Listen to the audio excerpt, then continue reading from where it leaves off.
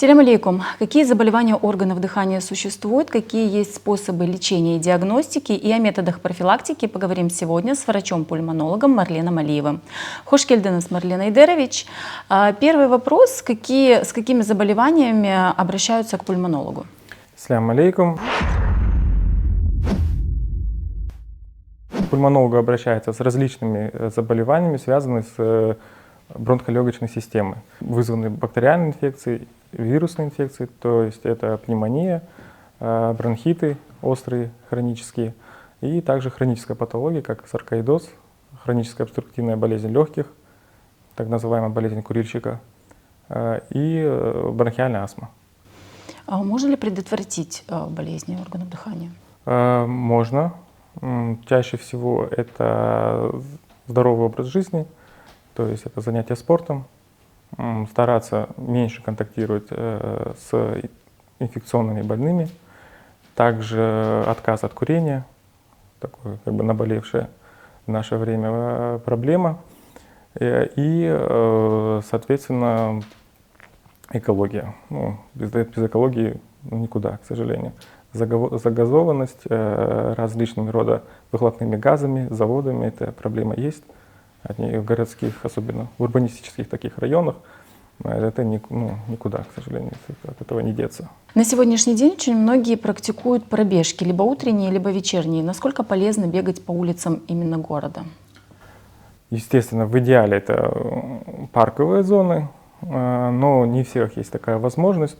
Но в любом случае бег это не будет во вред, даже в городе. Почему? Потому что у нас идет за счет бега, у нас повышается рабочий объем легких, скажем так, и за счет этого повышается выносливость всего организма, не только легких, сердечно-сосудистой системы в целом. Это профилактика инфарктов, профилактика гипертонической болезни и, конечно же, гиподинамии, то есть это малоактивного образа жизни. Как бы бег улучшает, как бы, скажем так, все аспекты организма, все патологии, всей системы влияет положительно. Поэтому сказать, что то, что я живу в городе, я бегать не буду, как бы по этой причине, именно то не стоит. Как бы в любом случае бег будет на пользу. Полезны ли ингаляции для лечения органов дыхания и в каких случаях они нужны, а когда их можно не делать? Ингаляции бывают разные. Раньше практиковалась ингаляция паром, так сказать, над картофелем дышали, если вы помните, настоями травами всякими, то эти ингаляции на данный момент доказано, что от них больше вреда, чем пользы. Почему? Потому что, например, когда идет заболевание легких, у нас есть первая причина – это воспаление. Соответственно, когда мы дышим паром, у нас воспаление это усугубляется. И в какую сторону оно пойдет, как бы более усугубление или разрешение, это как бы неизвестно никому, вам заранее ни один доктор это не скажет. Поэтому на данный момент банки и горчичники запрещены. И ингаляции такие теплыми растворами, никто сейчас уже их в рекомендациях нет. Те же ингаляции, которые связаны с так называемыми небулайзерами, то есть аппараты, они есть детские, взрослые, есть ультразвуковые, есть компрессорные. Так, по-простому, которые шумят, это компрессорные, которые без шума, это ультразвуковые. Соответственно, они тоже применяются по показанию. Просто так, что вот я заболел и хочу подышать, так нельзя. Если нету обструкции, то есть по-простому не свистят легкие, скажем так. Вот люди, которые болели обструктивным бронхитом, они знают. Это когда вот лежишь и слышишь свист своего дыхания. Это так называемая обструкция.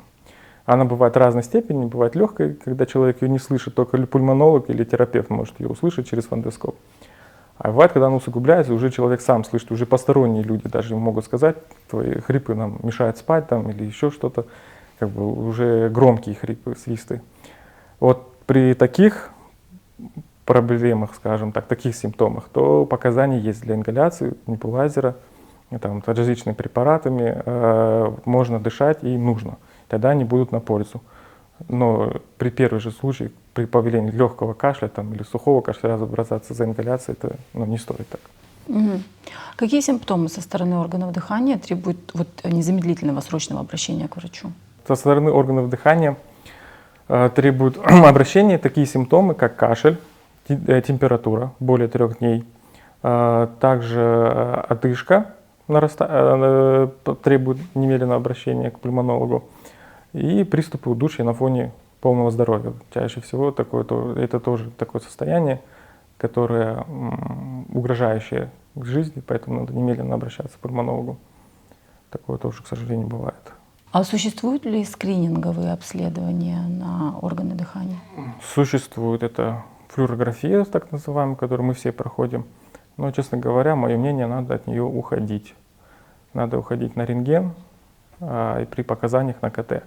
Потому что флюорография очень часто стала пропускать патологии, которые не видны, в общем, на флюорографии, потому что флюорография — это маленькая пленочка, рентгенолог, доктор смотрит под увеличительным стеклом.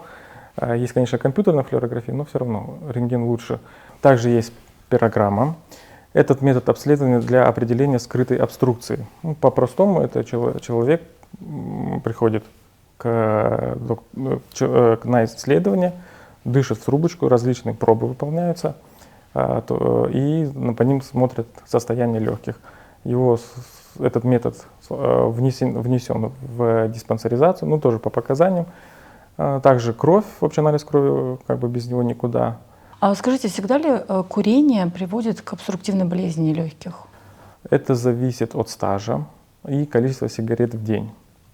Если курение у нас, и там есть такой метод, это определение, это так называемый индекс курения, где по формуле высчитывается стаж и количество сигарет в день, сколько человек выкуривает. И на этом фоне, если этот индекс курения больше 10, то это является достоверным признаком того, что у человека развился хроническая обструктивная болезнь легких. Она может еще не показываться на спирограмме, еще человек может не чувствовать никаких признаков, то есть не задыхаться, то есть физическая активность у него не страдает. Он может там на 5-й этаж подниматься без одышки. Особенно если человек занимается спортом, он вообще и не замечает. Но она уже есть, и она, к сожалению, начинает развиваться. И продолжение курения, к сожалению, приводит к тому, что болезнь прогрессирует. И когда эта болезнь, скажем так, будет явно видна для человека, уже будут беспокоить его жалобы, это зависит от самого организма, сколько человек там занимается спортом, не занимается спортом, какие у него сопутствующие патологии. И, соответственно, может через 10 лет он почувствует, может через 20, может через 30, это как бы никто вам не скажет точно. Сегодня очень популярны вейпы. Вейпы и система нагревания табака безопаснее обычных сигарет или нет? По поводу безопаснее или нет, это спорный вопрос. И то, скажем так, ведет к болезням, соответственно. Но вейпы у нас ведут к такой патологии, так называемой болезнь вейпов. Какая причина? Болезнь вейпов этиологически, как сказать, полный причинно-следственная связь, так называемая, то есть патогенез, как она развивается, никто пока не отследил. Но признаки того, как эта болезнь выявляется, есть. То есть там идет замещение легочной ткани жировой. То есть в клетках легких появляется жировая ткань, и она замещает нормальную функционирующую легкую легочную ткань клеточки. В результате идет такая липоидная пневмония, так сказать, жировая пневмония по-простому. И в результате объем легких, который работает, сокращается. И постепенно он уменьшается, и, к сожалению, эта болезнь неизлечима. То есть в один прекрасный момент человек просто задыхается, и все. Можно ли вылечить бронхиальную астму? К сожалению, бронхиальная астма не излечивается. То есть человек полностью от нее излечиться невозможно, потому что там идет, дефицит гормонов, скажем так, которые расправляют бронхи в результате спазма. Астма что это? У нас спазм идет бронхов. И, соответственно, мы назначаем людям ингаляторы, которые подбираются индивидуально каждому пациенту, который именно ему подходит. И нужно будет с этим ингалятором, чтобы астма не вредила качеству жизни человека, то есть чтобы он мог заниматься спортом, мог заниматься физической нагрузкой, мог вести активный образ жизни. Но единственное, в его жизни появляется вот этот ингалятор. То есть он каждый день, утром, вечером им дышит. Но это не значит, что приступов не будет. Чаще всего в идеале мы добиваемся контролируемой бронхиальной астмы, при которой приступ беспокоит как можно реже. Чаще всего дневные. Мы стараемся так, чтобы ночных приступов астмы не было, то есть человек не просыпался от удушья. Но это достаточно редко бывает, потому что люди боятся ингаляторов, не боятся, а вдруг я привыкну.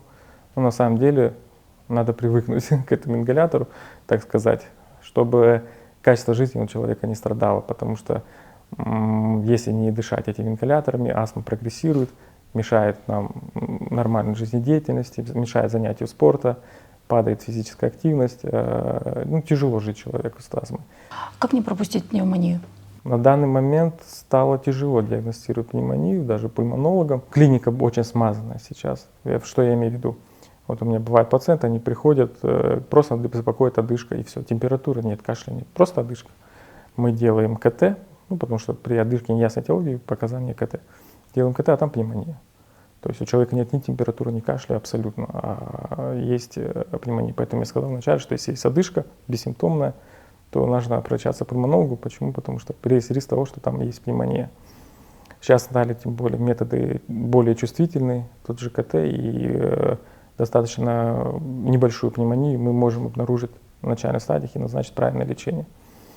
Поэтому, чтобы не пропустить пневмонию, нужно своевременно лечиться, то есть не ждать 2-3 недели с температурой. Бывают такие, к сожалению, пациенты, которые терпят до последнего, не хотят идти к доктору.